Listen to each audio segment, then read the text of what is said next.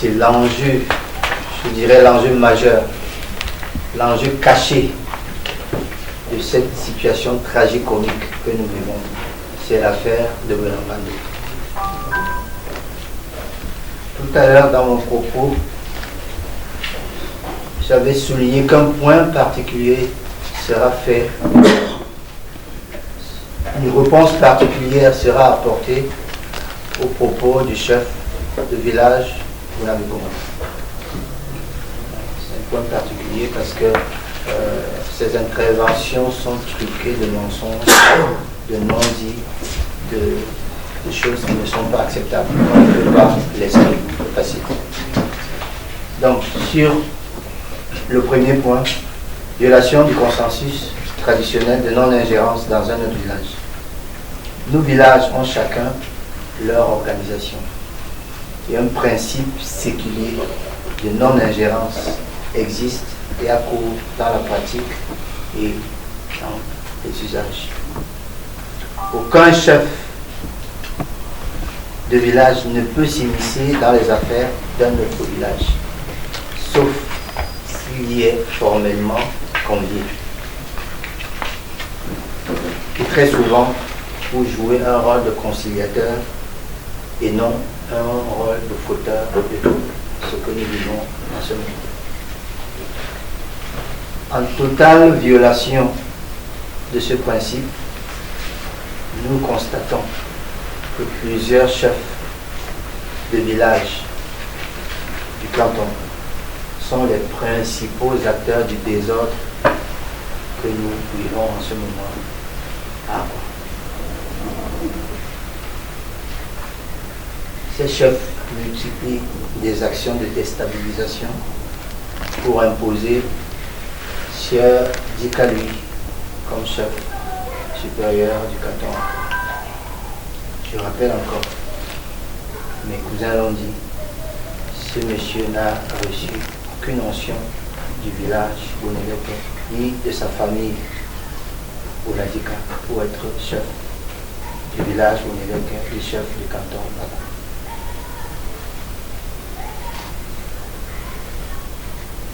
Et ces chefs de village qui interviennent avec autant de véhémence dans ce processus, on va vous les citer nommément, ont une légitimité très douteuse dans leur propre village. Je cite, Abolam Sadi, Sieur Eteki Ebokolo, Gabriel, qui déclare outrageusement qu'il est le nouveau notable du chef supérieur du canton Akwa. C'est lui qui le dit. Sieur Eteki n'a succédé ni à son père, ni à son grand-père. D'ailleurs, il n'a pas encore reçu l'onction de chef traditionnel du village Boulam Sadi. Ça, il faut le savoir. Le pouvoir traditionnel n'est pas exercé dans le foyer dont ce monsieur est issu. C'est-à-dire que pour reprendre l'expression, la famille régnante à Boulam Sadi, qui doit exercer le pouvoir Boulam Sadi. Monsieur Teki n'est pas membre de cette famille. Au moment de sa prise de pouvoir, il a signé un engagement notarié à ne laisser le pouvoir, à ne pas laisser le pouvoir à un de ses fils, lequel pouvoir reviendrait au foyer détenteur, pouvoir traditionnel à Boulam Sadi. Voilà le cas de ce monsieur qui s'agite, qui fait n'importe quoi, qui déclare ce qu'il veut, qui s'immisce dans les affaires du village Bouneleke. Voilà. Je passe au second, un des principaux acteurs. C'est le chef Bel-Aïdemé du village Bonabékou. Lui non plus n'a succédé ni à son père, ni à son grand-père qui n'était pas chef.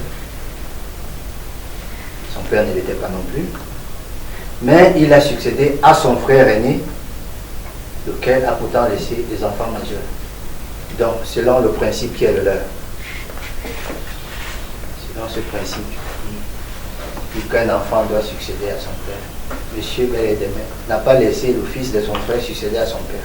Il s'est accaparé du pouvoir par les voies qu'on imagine tous aisément, lesquelles ils veulent imposer au village ou lesquelles au canton. Le troisième chef, c'est le chef de village Bounelam, Sieur Ndjotiki. Il prend la succession du chef Demba Alfred, qui vit encore, qui est son parent, pas très proche, c'est un lointain parent, lequel chef Demba Alfred a un fils majeur.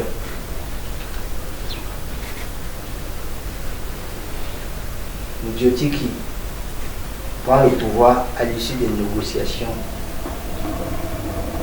dont nous ne maîtrisons pas les contours, mais qui ont été consacrés par un acte notarié. Il y a des gens qui deviennent chefs en allant signer chez le notaire et ils veulent nous imposer leurs pratiques. Ils veulent nous amener ça à Boneleke. Boneleke est fier de ce qu'il est et il défend ses coutumes. Et il les défendra tant que Dieu Tout-Puissant lui donnera la force de le faire. Le quatrième que je vais nommément citer, c'est Sieur du Combe de Jean-Paul, du village Bonalémé. Lui non plus n'a pas succédé à son père, qui n'était pas chef. Il a succédé à son cousin Njo Ndjime, défunt, qui a laissé des enfants majeurs lui aussi.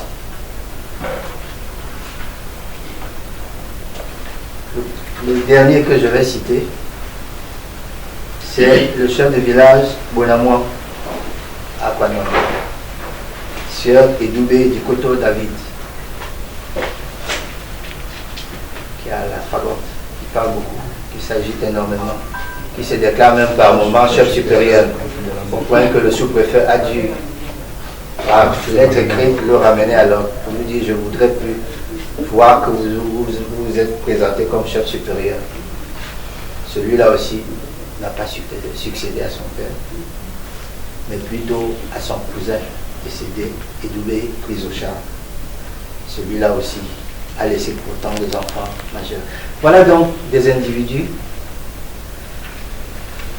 aux mœurs pas très réjouissantes pour tout gardien de la tradition, qui s'agitent et qui veulent nous imposer ce qu'ils font chez eux. Ils veulent nous imposer cela avec, dois-je le dire, la complicité de Monsieur le Préfet. Nous disons non, ça ne se passera pas comme ça dans ce village. Le deuxième point, c'est l'enjeu caché de cette situation tragique, c'est l'affaire de Bouangando. Alors, le village Bouangando, il est situé au nord de la ville, à Bassar, qui a toute une histoire. Ce serait long de revenir sur cette histoire. En gros, Bouangando, c'est une réserve foncière du King Gandakwa. Voilà, c'est ça Bouangando.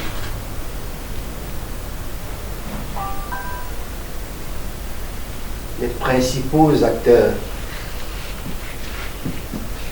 de cette forfaiture, les principaux soutiens de Sieur Dikalui, usurpateur, qui prétend être chef du village Boneleke et chef de canton Akwa, qui n'a reçu aucune onction de son village ni de sa famille,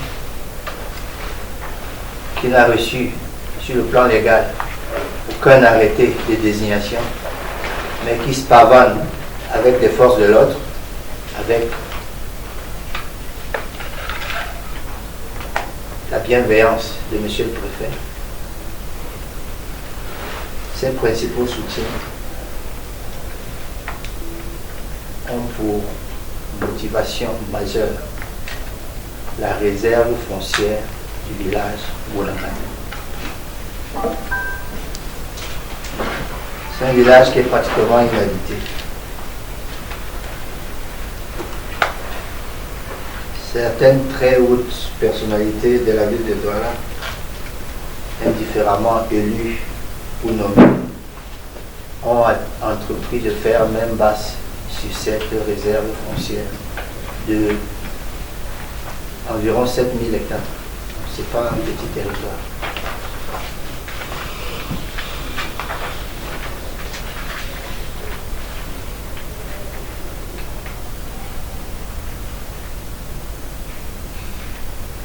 Pour préserver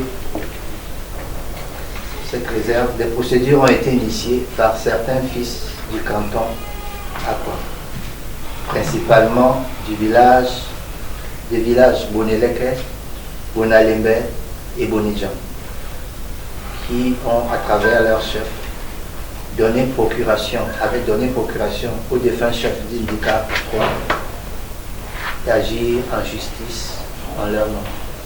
Une action avait été introduite contre les spoliateurs de cette réserve foncière. La procédure reste pendante devant les instances judiciaires à ce jour.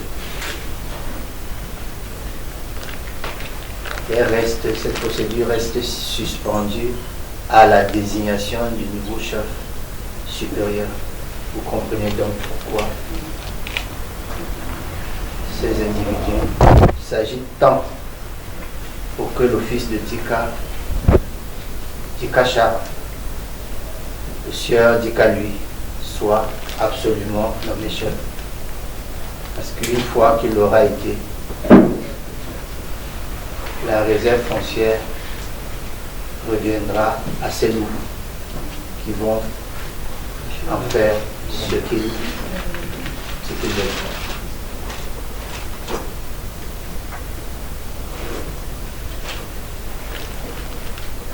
Face à l'intransigeance de notre chef, Gando et Bongakwa, contre ces vautours, ces derniers, évidemment, ont jeté leur dévolu sur le sieur Dika du fils de feu Dika Char.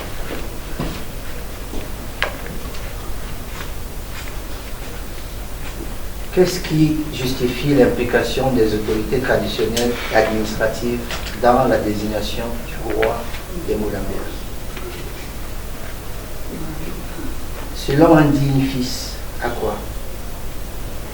Avec l'implication suspecte de certaines personnes dans le processus de désignation du chef de Boneleke, donc du canton Akwa, nous assistons à une tentative éhontée d'implémentation de la fin de la dynastie Dika Mpondo, de la fin de l'hégémonie de Bonadika et de Boneleke. Les gens se sont mis en tête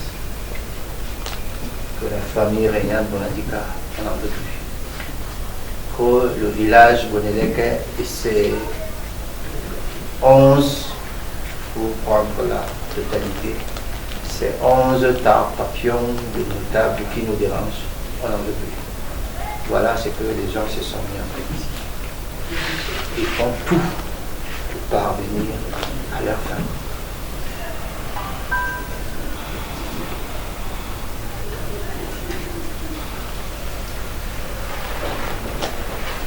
Beaucoup de personnes aujourd'hui encore n'ont pas fait un lien direct entre l'affaire de Bonangando et la succession au trône d'Akwa. Je viens donc en quelques mots vous dire qu'il y a un lien, une connexion très très forte. Le soutien, l'ingérence, la situation tragicomique que nous vivons vient de ce que les gens veulent faire même basse sur la réserve foncière de Bonangando. Voilà en gros l'enjeu de la bataille que nous menons. Boneleke ne disparaît pas de la carte des villages du canton Akwa. Bonadika, depuis plus de 100 ans, est la famille régnante au sein de laquelle on choisit le chef du village Boneleke et de Bonadika. Et il en restera tel que il est.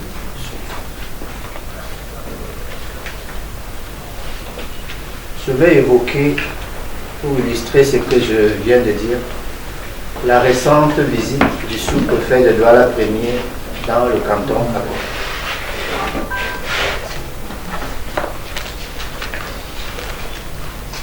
Sur instruction du MINAT, le sous-préfet a fait le tour des chefferies de 3e degré pour s'enquérir du mode de succession dans chacune d'entre elles.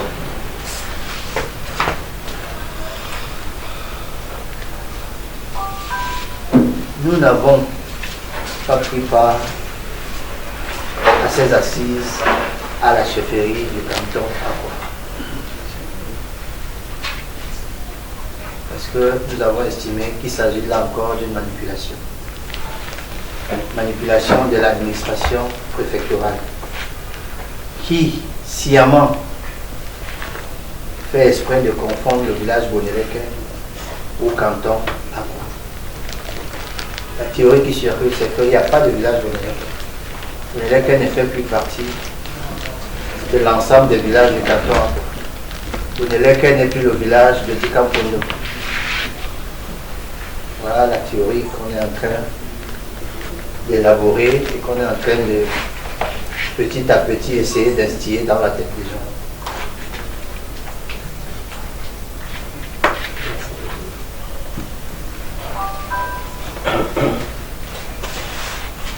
Cependant, le préfet et le sous-préfet savent bien faire la différence lorsqu'ils doivent envoyer des convocations aux notables de Boneleke. On nous dit que Boneleke n'est pas un village. Sauf que lorsqu'on veut venir, on se souvient subitement que il faut inviter les notables Boneleke. Il y a quelque chose de très inconséquent. C'est plus un village, mais on invite quand même des gens qui sont notables de ce village. En fait, on perd un peu le pied, on se prend dans son propre jeu, on commence à faire n'importe quoi. Et c'est assez triste que ça vienne de hautes autorités qui sont censées faire régner la loi, l'ordre, le calme.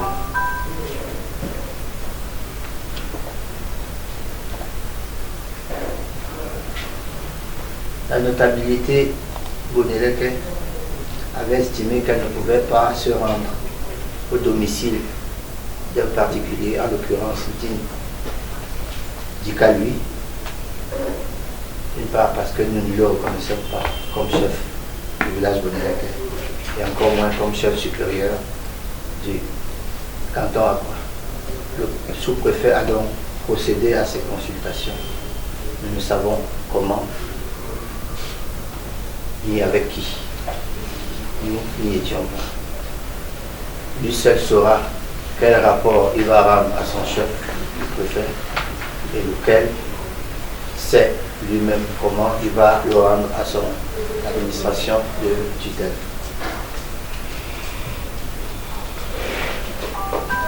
Selon des informations qui ont fusé et qui nous sont parvenues, certains chefs des autres villages, je vous venais de vous en citer 5, et il est fort probable que les 5 qui y étaient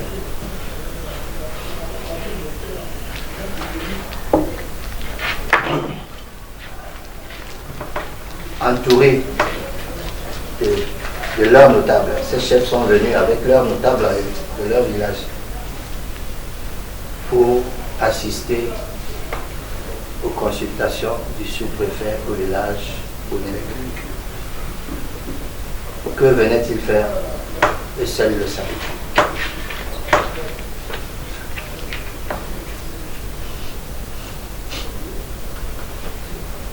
question qui se pose, c'est est-ce à eux de venir expliquer au sous-préfet comment se passent les choses au village Bounéré, à l'administration de répondre à cette question. Nous leur disons une fois de plus qu'ici, dans ce village, c'est nous qui savons comment les choses se passent chez nous et personne ne viendra nous dicter ce qu'il fait chez lui.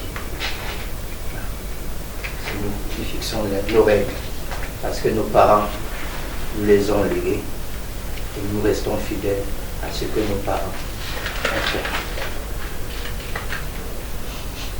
Nous avons vu également, parce que avec l'évolution des technologies, le net, les images, elles voyagent. Donc que vous le vouliez ou pas, vous allez les voir. Parce que à tout moment, quand vous ouvrez votre téléphone, vous avez Lors de cette visite du sous-préfet, nous avons tous vu les photos. Certaines élites du canton à certains hors canton à ont entouré, se sont retrouvés chez Sieur Dindika, ont entouré le préfet. Et je cite, l'ancien délégué Donnait,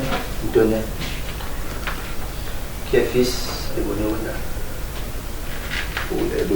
et qui est fils de Bonéwanda, était présent à cette consultation. Nous savons à quel titre. Le colonel Ebossé, qui est de Bonibon, je crois, était présent à cette consultation. Sieur Ekambi Libonge, le maître d'œuvre de tout ce qui se passe, qui n'est, que je sache, qui n'est pas notable chez lui, qui est devenu faiseur de roi, qui est du village de Bonacoma aussi, était présent.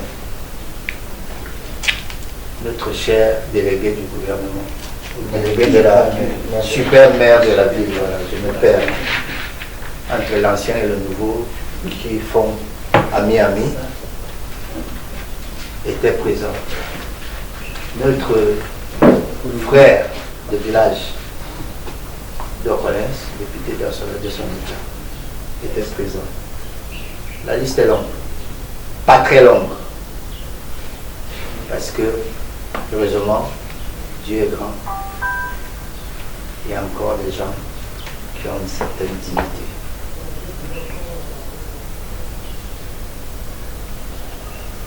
Eux seuls savent ce qu'ils cherchent à mener les clés. Mais nous savons ce qu'ils veulent. Nous ne céderons pas.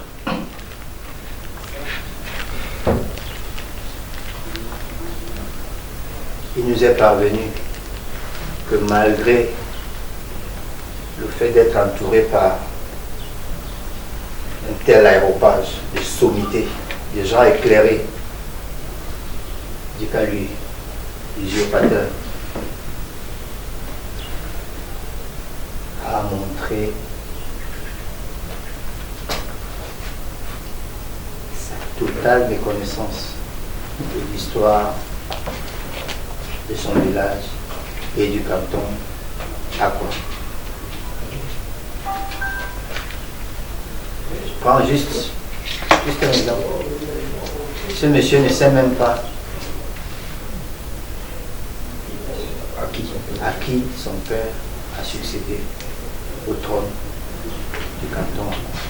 Il ne sait pas qui était le prédécesseur de son défunt père comme chef dans ce village. Voilà celui que les gens très éclairés veulent nous imposer comme chef. Voilà celui que monsieur le préfet, après nous avoir fait son cours d'histoire des coutumes, nous a dit voilà le chef. Je suis même très étonné. Parce que là, selon les rumeurs, nous allons à la énième désignation de Sieur Dika comme chef. Il a été présenté tellement de fois qu'on se perd un peu. entre les chefs de 3e degré, Longondo, qu'on n'a jamais entendu par ailleurs pour tout ce qui touche le Sawaland, le super maire qui a tenu toute une réunion dans sa salle de fête d'Aqua pour présenter. Bref, le préfet qui, après avoir péroré sur le perron de la salle de fête, revient encore, semble-t-il, pour nous le représenter de nouveau. Ça fait un peu désordre, ça ne fait pas sérieux tout ça. Mais nous restons dignes, et droits dans nos bottes. Nous ne faisons pas beaucoup de bruit.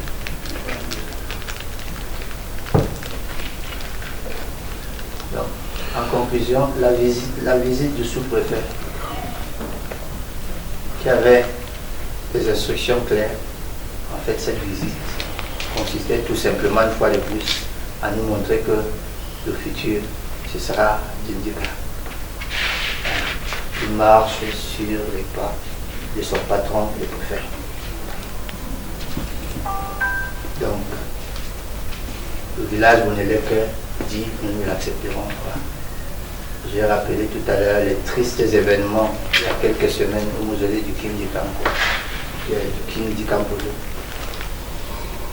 Le village Bouneleke a clairement, de manière claire et nette, dit non. On ne vient pas dans ce village pour faner la tombe de notre roi. Parce qu'un individu a dit, il y a subversion, il y a machin, et les gens arrivent pour nous dire, votre chef supérieur n'est pas d'accord avec ce que vous faites.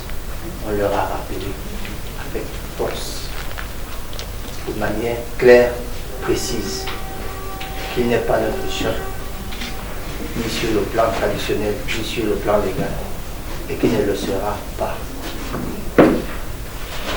Nous disons une fois de plus, Bouneleke a désigné son chef.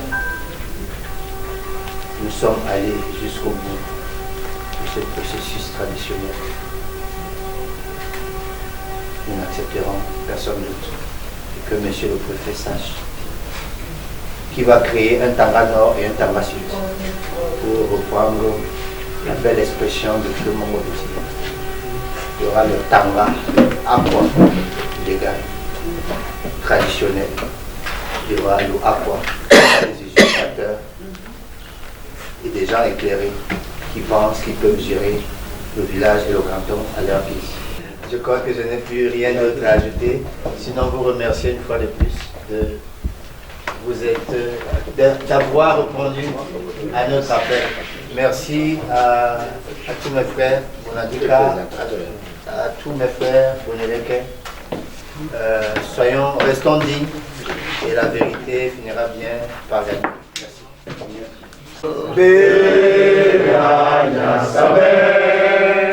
Belanya same umon Jonangila bengi wasajane alongo Subise mwebana kingango Amatumba te polumbale Bunambila bamabole tumba Amatumba te polumbale Bunambila bamabole tumba